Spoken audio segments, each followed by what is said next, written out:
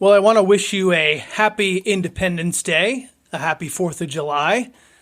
This is going to be a fun episode because as we celebrate the birth of our nation and what has made America special, there's a pretty cool way that we can tie that into sports media and sports broadcasting, because there is a question we can ponder, and we can think about, are sports broadcasters really independent?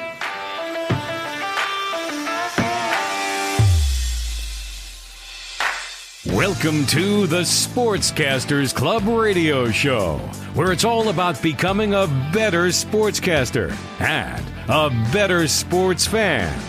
And now, your host, a man who has trained sportscasters at Marist College, the Connecticut School of Broadcasting, and Fordham University's WFUV Radio, Rick Schultz. Welcome to the Sportscasters Club online radio show. I am Rick Schultz. Great to have you with us for another episode.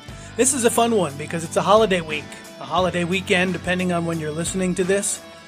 Independence Day, the birth of America. If you've never been to Philadelphia, if you've never read any great books about our nation's founding, boy, I think you should. Something so important and obviously something that many people have forgotten today and just don't understand because, I don't need to tell you that in so many ways our country just does not resemble what it was founded to be. Some of those great, but in a lot of ways, philosophical ways, some of the core ways, we've certainly gone wildly astray. But that is neither here nor there. We're going to talk about sports broadcasting. And during this Independence Day week, this Independence Day, this special time, we think about sports media and are sports broadcasters actually independent?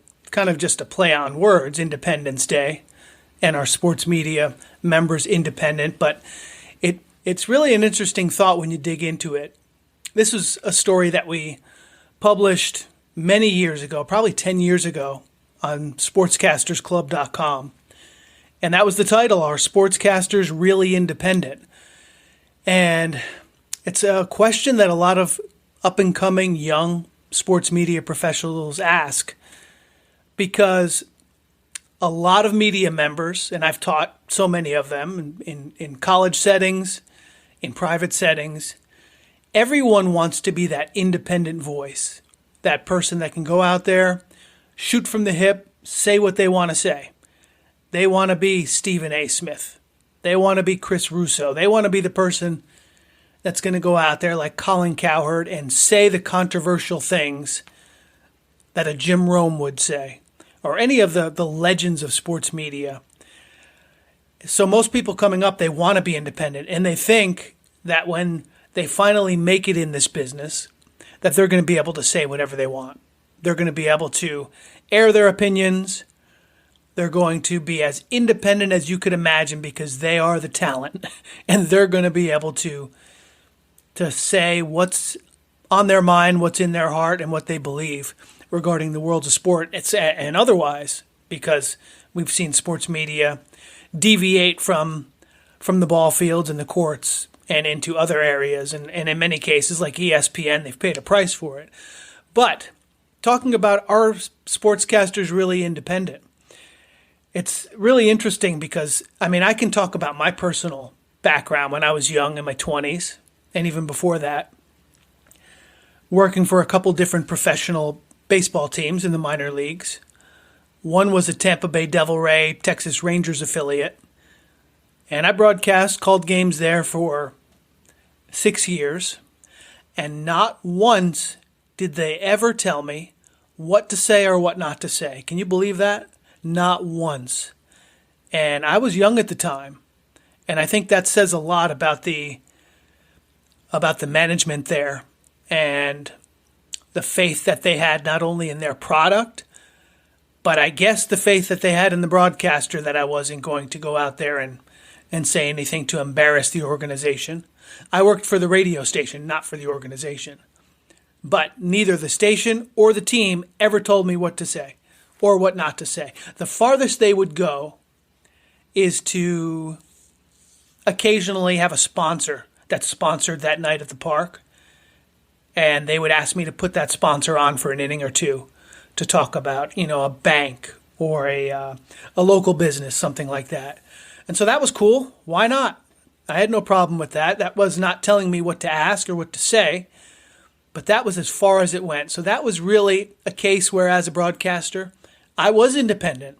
I did have, for the most part, free reign. Never was told what to say or what not to say. I'll tell you another story that occurred after I left that team. Worked for a AA affiliate. And in this situation, it was the complete and total opposite. I can remember the season began. It was the Eastern League, so we began in April. And during the very first week of that season, I had the audacity, I had the nerve, I had the gall to go out there, and during my broadcast early in that game, I mentioned that it was 37 degrees out because this was the Northeast and it was 37 degrees out. And I was painting the word picture for my listener. I was trying to help them feel as if they were at the ballpark. I was explaining that fans were bundled up, that they brought parkas and blankets, and they were huddled together in the seats because it was 37 degrees. All true. The conditions were brutal. We went to a commercial break during the one early inning in one of these early games, and the general manager asked me to take my headset off, and he said, Rick, I don't know why you're talking about the temperature. And I said, well, it is 37 degrees, so that's why I said it. And he said, you can't talk about those kind of things. You need to do what you can to have fans come to the park. You can't tell them something that's going to keep them away. And so, honestly, as a business person, I understood his point. But at the same time, as a broadcast journalist, as a media professional, my job, number one, wasn't to be there as a shill for the team, but not that that had anything to do with this particular situation.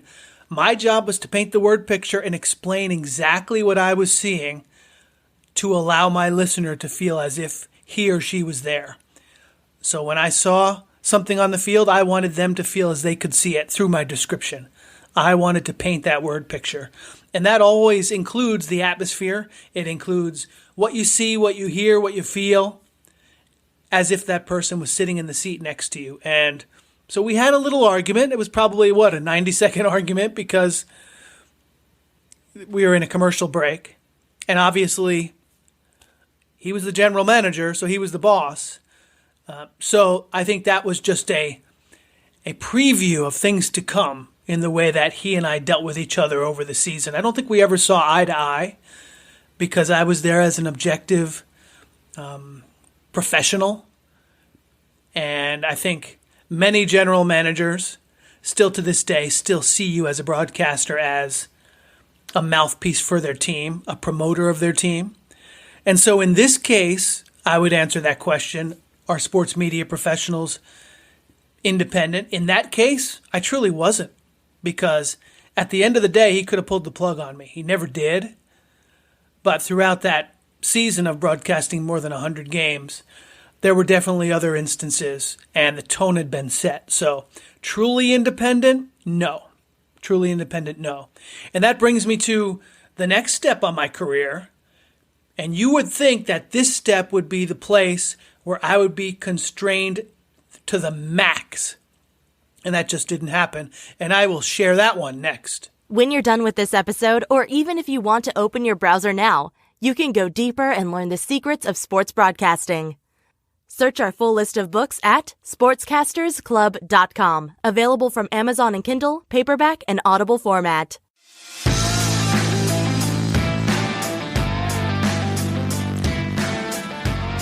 Welcome back to the Sportscasters Club online radio show. Rick Schultz with you. We're talking about Independence Day, and are sports media professionals truly independent? I told a couple stories already from my career about one instance where I was completely independent and the other where I was not. And this third one, I guess we'll break the tie with this one, was I worked for Army at West Point, broadcasting basketball and hockey, also working on the football broadcasts. And you would think, I mean, I did, that working for Army, the United States official, I mean, this is Army, this is West Point, and all the things you think about, the way that those cadets comport themselves, just the utmost respect, the tradition. You think of this as a very buttoned down place, and in a lot of ways it is. But I have to be honest, in all my time working at Army, no one ever came and told me what to say. Not once. And again, I was still relatively young, in my early 20s. No one came to tell me how to describe a game, how to describe anything I was seeing. So all the times we traveled with the basketball team to Duke, to Ohio State, to Vanderbilt, playing all these top teams and having on all kinds of luminaries, the John Feinsteins and Mike Krzyzewskis and all kinds of great people. I was never told at Army who to talk to, what to say, anything, either from West Point, from the United States Military Academy, any kind of government official, or from the radio station that actually paid my checks. So in that case, I felt I was independent. I mean, I felt the weight of the importance of Army, and I know Rich DeMarco and his great team, Dean Darling, Tony Marino, Joe Beckerly, all the wonderful folks that currently broadcast Army games. I'm sure, I used to work with them. I know they feel that too. And I don't know, maybe it's just the fact that the administration knew that I was going to portray them in a truthful light. And it was truthful. When the basketball team was horrible, I did not shy away from telling my listener. I mean, if the team was bad, you have to say it. You have to be truthful. That's where I would draw the line. But I guess it probably always was easy too, because they were such a quality bunch of people, both the players, the team, the administration at the time, the coaching staff. So I didn't really have anything negative to say other than being truthful about some bad basketball at times. Interestingly enough, one of the standout players on those 2 years that I broadcast for Army basketball was Chris Spatola, who's now a national basketball media voice and does some great coaching down in the North Carolina area. So you've probably heard Chris on whether it be satellite radio or seen him on some of these different places. Great guy then, great basketball player. He was the point guard, and he's turned out to be a fantastic media professional as well. But in that case, at West Point, I would have to say that I did feel pretty independent. I mean, they told me when to show up to get on the bus for our trips. They told me how long we were going to be gone. When we traveled on the charter flights, they told me when to be where. And it was my duty to be there, otherwise they'd leave without me. They never did. But I felt I was independent in that situation. So, if we were to answer this question, ultimately, are you independent as a sports media professional?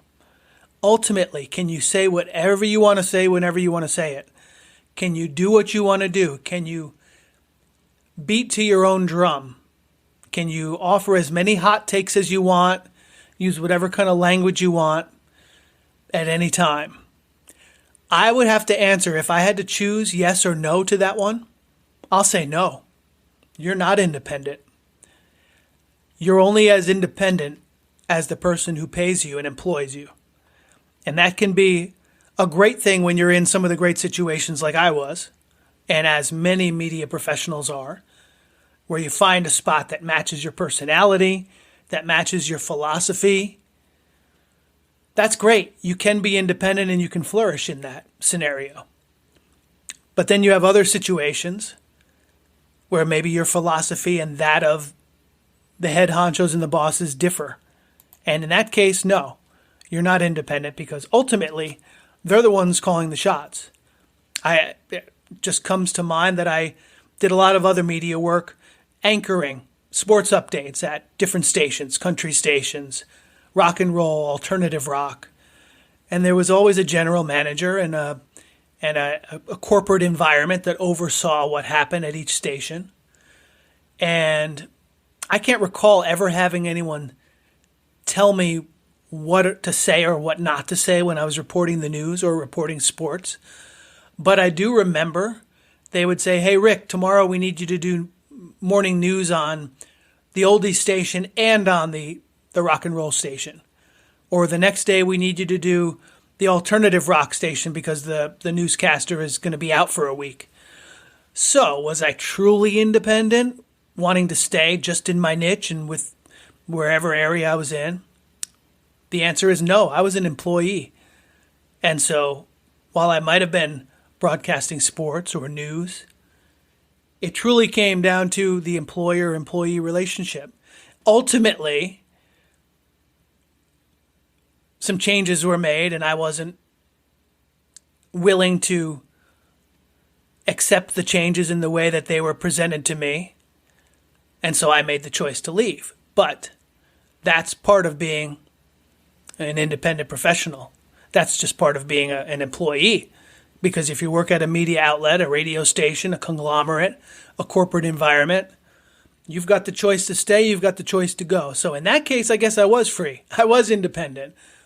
They presented me the situation, the scenario, then it changed, and I was independent to the degree that I could say yes or no.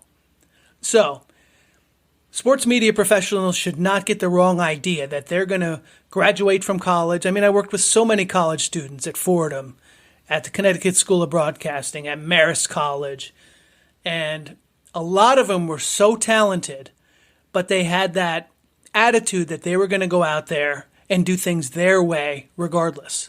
And you know what? I probably had part of that when I was 21 graduating from Fordham and WFUV, because I probably felt I just learned from Marty Glickman for my college career, and I've already done this, that, and the other thing, interned at FAN, covered Mets, Yankees, Knicks, Rangers, whatever, and I felt I was going to go out there and do the job the way I felt I should do it.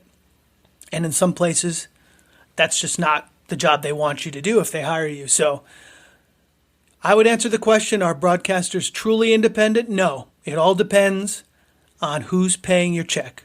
That's what it depends on. Whether you feel free or whether you don't, whether you're truly independent or you're not. So I hope that helps. And before we go, we do have a very interesting question. Oh, this is a good one. A very interesting question that came in. And this could lead to a pretty in-depth, a pretty interesting conversation. I'm going to answer that one in just a moment. If you're enjoying the show, check out our 7-hour online sports broadcasting course. We cover play-by-play, talk show hosting, television, and much more. Visit sportscastersclub.com and click on Online Sportscasting Class. Now it's time for the best part of our show, your questions, our answers. To ask a question for the program, send an email to questions@sportscastersclub.com. All right, a fun, action-packed episode of the Sportscasters Club online radio show. As we often do, we got a question that I want to answer. It came in from Tyler in Kennebunk, Maine. Tyler, that's pretty cool because I have spent plenty of time over the past decade in Kennebunkport, right next to Kennebunk, right on the water. What a beautiful, beautiful place. I won't go into it too much now, but it's one of those places you go and you just feel like you're at such peace.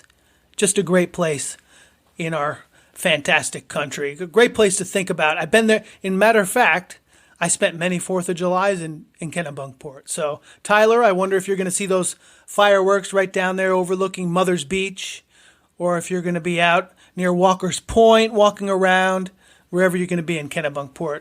Maybe Goose Rocks Beach. I mean, sometimes some of the older partiers are at that one, but I was always with my kids, so I was, doing the milk and cookies scene. All right, Tyler sends us in this question, and the question is, how will AI affect sports broadcasting? Wow, Tyler. That gets right to the hot button topic of the day. AI. When I think of AI, it's funny. A lot of people think about Facebook Meta. They think about the metaverse. They think about ChatGPT. They think about Microsoft, NVIDIA. You know what I think about when I think about AI? I think about Tesla. Because I think by the time this decade is done, Tesla will be known as the biggest and most prolific AI company in the history of the world. And I think it might happen a lot sooner than that. But moving along from that, to answer your question, how will AI affect sports broadcasting? This is something we probably should have a whole episode on. And so maybe we'll work on that. That's a great idea for an episode. But Tyler, if I had to answer your question, how will AI impact anything? How is it going to impact? How is it already impacting everything? I think AI is going to impact sports broadcasting tremendously. Tremendously. And I guess one of the questions you're probably thinking about is it going to affect my job, my employment opportunities? I would say yes, because I think it's going to affect that for just about every industry. I was watching a YouTube video yesterday, where the host put some of his data and his programs into ChatGPT, and it spit out his voice doing programs in many different languages. It was his voice with a script. And so it really wasn't him, but it was the artificial intelligence creating a show just from all the data he fed it. And so I do think that kind of thing will happen in sports media. I think you'll have artificial intelligence sports talk shows. How about that? How about that thought? I think you'll have it. I think you'll have it. There's no question. I mean, think about it. When you type in now, tell me the story of the 1973 New York Mets, you can get a whole long essay about it. So why can't that be put to a voice and delivered as a program? It will be. It will be. So talk shows are going to be affected. Anchoring, like the day's news, top of the hour, you get the 2 or 3 minutes of all the sports scores. That might be the first area that succumbs to AI. And I say succumb. I mean, it's not, I feel bad for people that are going to lose their jobs, lose their positions. But in the whole scheme of things, it's going to make a lot of parts of the industry a lot more efficient. How about play-by-play? I can foresee an area where play-by-play is affected. Can there be an AI play-by-play person? I don't know. If Tesla's going to have cars driving themselves, picking you up, bringing you from stop A to stop B, and navigating everything that's changing out in the environment, why can't AI be developed that can observe an athletic event and do play-by-play? I think it can. I think it can. Scary. Scary, huh? I think probably a decade from now, you can tune into this program, the Sportscasters Club online radio show, and it's an AI version of Rick Schultz. That's what it'll be. Maybe I'll feed in some parameters and it's going to do the whole thing. Probably it'll develop it in about 30 seconds when it takes me how much time to record, edit, post, do the whole thing on Buzzsprout, put it on YouTube, whatever else I do. It'll probably take care of it in minutes. So, Tyler, we're gonna have to get a little bit more in depth into that question, maybe in a following episode. But the quick answer to your question, yes, it's going to affect this industry. There's going to be a lot of good, and there's going to be some bad. I mean, I say bad. There's going to be some unfortunate consequences of it too, as there will be in every industry in life, because there are going to be some stumbling blocks and some issues with AI. But that's my thought. Let me know at Sportscasters Club. Let us know what your thoughts are. Post a comment here. Let me know if you think I'm way out there on this one, but I do think it's going to be tremendously affected. So thanks for the question, Tyler. And as always, feel free to send in your questions and we'd be glad to answer them. here at sportscastersclub.com. Sportscastersclub@gmail.com is a good email you can send those to. I am Rick Schultz, and when I come back, we're going to wrap this puppy up. Are you enjoying the Sportscasters Club online radio show? If so, please hit the subscribe button so you'll never miss an episode. When we release each new show, you'll be the first to know. So hit the subscribe button in your podcast app today, and we'll keep the awesome, cool, entertaining, and informative material coming. So now as we wrap up this program, I do have to say that this is really me. It's not the AI version of me. This is the real Rick Schultz and not the AI version. But hopefully you found this interesting as we've talked about how independent is a sports broadcaster, how can you maintain your independence, how can you think about this as you build a career in sports media, and how can you take some steps to maybe be more independent and have a better career because of it, because you put some forethought into it. So it's been a fun topic to talk about, and then obviously we just had a great question that we delved into as well regarding AI and how the Terminator's going to come and we're all going to be living on Mars soon, driving Teslas and eating plants that we grow on Mars. Who knows? It's all coming. Who knows what it's going to be, but it's going to be interesting nonetheless. So hopefully you've enjoyed this program. I am Rick Schultz, and until next time, take care. Thanks for listening to the Sportscasters Club radio show at sportscastersclub.com. Don't forget to subscribe so you will never miss an episode. And thanks for liking, sharing, posting reviews, and spreading the word.